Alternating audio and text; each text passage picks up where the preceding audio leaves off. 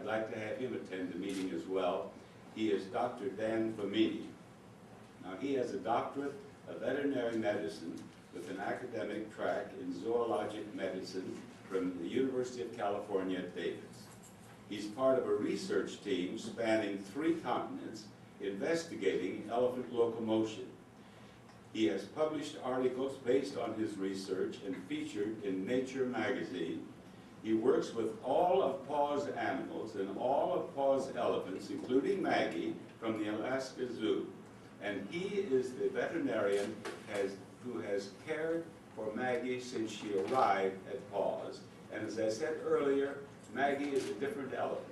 She is thriving and under the care of Dr. Dan Famini. He works as a veterinarian for Sonoma County Wildlife Rescue and is adjunct faculty member at Santa Rosa College. And another expert I'd love to have at this meeting. Dr. Famini, please.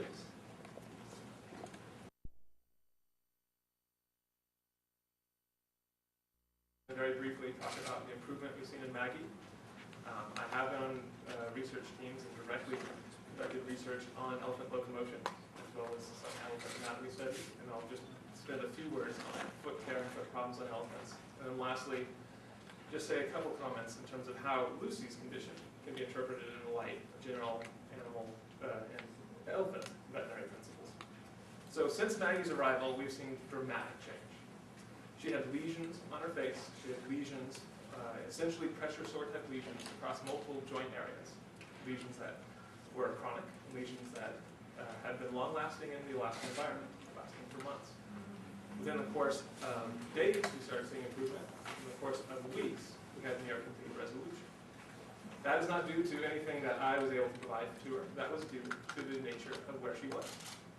Elephants are adapted for a particular environment, and the closer you can get to that environment for any species in their natural habitat, is going to greatly improve their recuperative abilities. Maggie also had a severe muscle atrophy due to her limited ability to move around in the Alaskan environment, and to her further compromise for when she had succumbed to the point where she was not able to move from her own health conditions.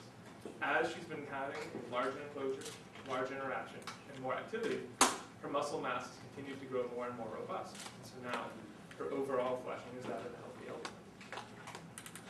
And in terms of her mentation, in terms of her activity, in terms of her level of awareness and alertness, that also has improved dramatically. We have one keeper who is with us at PAWS that also was with Maggie in Alaska. And she says it is night and day. These days, when she gets up, when she gets about, when she goes around, Maggie is enthusiastic. Maggie has mentality. And that is true in terms of her overall appreciation and reaction to her surroundings. And now Maggie is a different elephant from Lucy, but there are some similarities that are going to cross the boundary for any animal and for any elephant.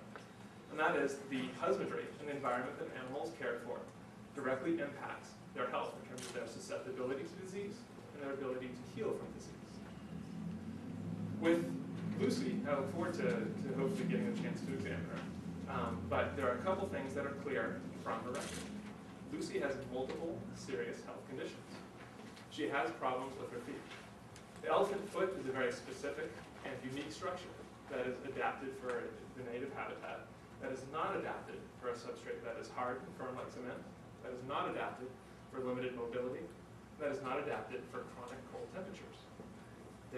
We see degenerative joint disease that becomes severe, that becomes debilitating, that can often become fatal, particularly in the Asian elephants. This has been established and known in Lucy's case for many years. And so there have been frequent flare-ups in terms of abscesses on her feet. This is what occurs when an elephant has compromised to its ability to move and its ability to put pressure on its feet normally, both because of its health and because of its environment. These abscesses do damage the normal structures inside the foot pad and the foot. This is not something that's going to go away.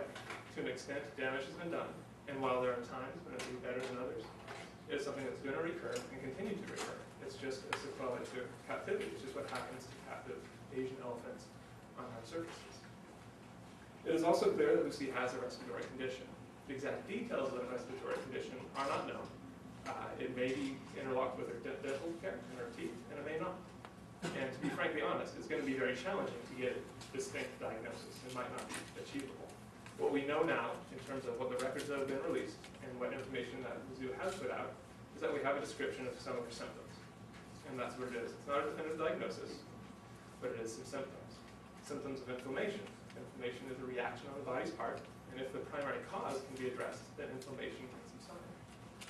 The nature of her respiratory condition is one that is indirectly affected by her environment. Her ability to heal is compromised. Her foot care, her foot problems, is something that's directly affected by environment, both from the indirect stress and from the nature of the surfaces that she's on and the duration that she can move. Is there stress to moving an elephant? Is there a stress to moving Lucy? Of course, absolutely. There's stress to move. But is there a stress to not moving her? Is there compromise to her health by leaving where she is? Absolutely, of course. The stresses to moving her can be decreased to a significant extent by conditioning her for that move. By getting prepared for what the activities are going to occur, by promoting her health in other ways so that she's going to be more equipped to handle it. And so the question is not, is there a risk to moving her? The question is, which is the greater risk, moving her or leaving her? She has chronic health conditions, ones that are not going to go away, that in a best case are going to be managed. And it's for that reason that the only appropriate consideration for her long-term health is to get her to an environment that maximizes her recuperative abilities. Thank you. Thank you, Dan.